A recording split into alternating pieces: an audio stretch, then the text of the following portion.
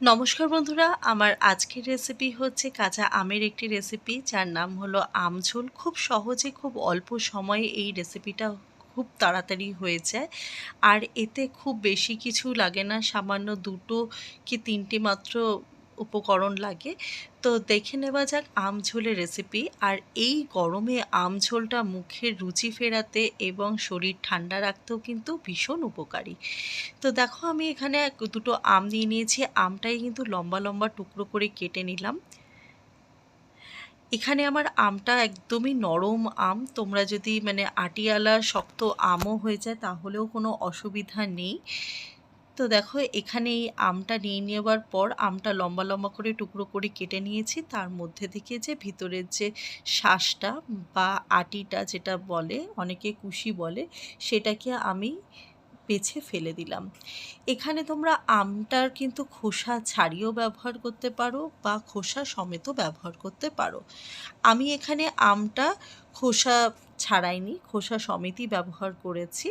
আর এই রান্নাটা করতে কিন্তু খুব সামান্য একটুখানি তেলের প্রয়োজন হয়। তো দেখো আমি একটা কড়া গরম করে নিয়ে তার মধ্যে 1 চামচ থেকে 1.5 চামচের মতো তেল দিয়ে নিয়েছি। দেওয়ার পরে আমি ওর মধ্যে 1 চা চামচ ফোড়ন দিয়েছি। তোমরা চাইলে কেউ কেউ মৌরি ফোড়ন বা কেউ কেউ সর্ষে ফোড়নও দিয়ে থাকে। তা আমি এখানে ফোড়ন দিয়ে নিয়েছি। আর হচ্ছে আমার বাড়িতে পাঁচফোড়নের ফ্লেভারটা যেহেতু ভালোবাসে, তাই জন্য আমি এখানে ফোড়নটা দিয়েছি। তারপরে দেখো আমি আমগুলোকে তুলে দিলাম। আমগুলোকে তুলে একটু নাড়াচাড়া করার পর আমি এর মধ্যে দিয়ে দিলাম পরিমাণ মতো নুন। যেহেতু টকের কোনো রেসিপি আর এখানে জলটাও আমার অনেকটা পরিমাণে যাবে, তাই জন্য বুঝে তোমরা কিন্তু নুনটা দেবে যে যার স্বাদ মতো। তো আমি এখানে দেখো নুনটা দিয়ে দিয়েছি। দিয়ে আবারও একটু নাড়াচাড়া করার পর আমি কিন্তু এর মধ্যে জলটা দিয়ে দেবো। এটা কিন্তু বেশিক্ষণ ধরে আমি নাড়াচাড়া করব না, যাতে আমের কালারটা একদম এরকমই থাকে। তার জন্য আমটা নরমও হয়ে যাবে আর কালারটাও চেঞ্জ হবে না। তাই জন্য আমি কিন্তু এখানে বেশি আর তেলে কিন্তু নাড়াচাড়া করব না, তেলে আর ভাজবো না। আমি এখানে জল দিয়ে দেবো, পরিমাণ মতো জল দিয়ে আমি আমটাকে সেদ্ধ করে নেব। এই আমঝোলের রেসিপিতে কিন্তু জলটা অনেকটা পরিমাণ যায়। তার কারণ হচ্ছে এই ঝোলটাই চুমুক দিয়ে খেতে ভীষণ ভালো লাগে।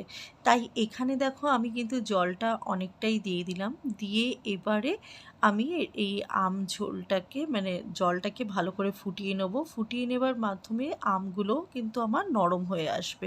ঠিক ততটা সময় আমি এই জলটাকে কিন্তু ফোটাবো। আর এর মধ্যে দিয়ে দেবো খুব সামান্য পরিমাণে হলুদের পরিমাণটা যে যার যার যেরকম ভালো লাগে সেরকম দিও। আমি খুব সামান্য পরিমাণ হলুদ দিই, তার কারণ হচ্ছে এর কালারটা এরকম এমনি গোল্ডেন একটা ইয়েলো টাইপেরই রাখলে বেশ ভালো লাগে। লাইট একটা কালার থাকবে। খুব ক্যাটক্যাটে রঙটা হয়ে গেলে আমার দেখতে ভালো লাগে না। একটা খাবারের সঙ্গে সঙ্গে দেখারও একটা ব্যাপার থাকে, তাই জন্য আর কি। এবার তোমরা চাইলে হলুদটা আরেকটু বেশি দিতেই পারো।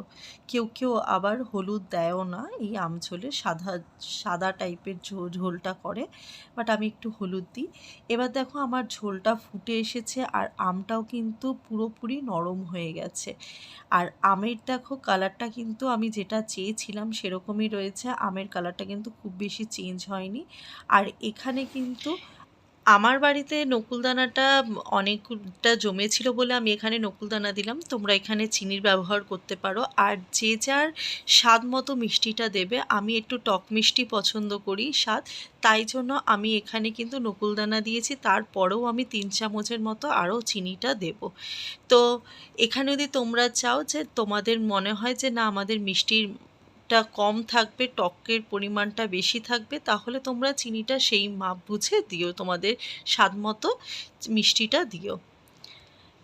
তো এবার এটা ফুটে এলেই তৈরি হয়ে যাবে আমার আমঝোল। এতে আর কিছু করার নেই, এটা এমনিই ভীষণ টেস্টি হয়। তো দেখো আমি শুধু ওয়েট করছি শুধুমাত্র মিষ্টিটা গলে যাওয়ার অবধি। এটা পুরোপুরি গলে গেলে ফুটে উঠেছে, এবার দেখো চিনিটাও আমার গলে গেছে আর তৈরি হয়ে গেছে আমার আম ঝোল। তো বন্ধুরা, আমার এই রেসিপিটা যদি তোমাদের ভালো লেগে থাকে তাহলে লাইক, শেয়ার অ্যান্ড সাবস্ক্রাইব করো। দেখা হবে আবারও একটা নেক্সট ভিডিও নিয়ে। আর আজকের রেসিপিটা খুবই সহজ একটি রেসিপি, খুব জলদি হয়ে যায় এরকম একটি রেসিপি তোমাদের সাথে শেয়ার করলাম। তো অবশ্যই কিন্তু আমাকে কমেন্ট বক্সে কমেন্ট করে জানিও যে আমার রেসিপি তোমাদের কেমন লাগছে। আর ভালো লেগে থাকলে ওই যে বললাম, লাইক, শেয়ার অ্যান্ড সাবস্ক্রাইব করো। আর অবশ্যই আমাকে কমেন্ট করে জানিও, তোমাদের কমেন্টের অপেক্ষায় কিন্তু আমি সবসময় থাকি। তো দেখা হবে আবারও একটা নেক্সট ভিডিও নিয়ে। আজকের মতো টাটা, বাই বাই। সুস্থ থেকো, ভালো থেকো।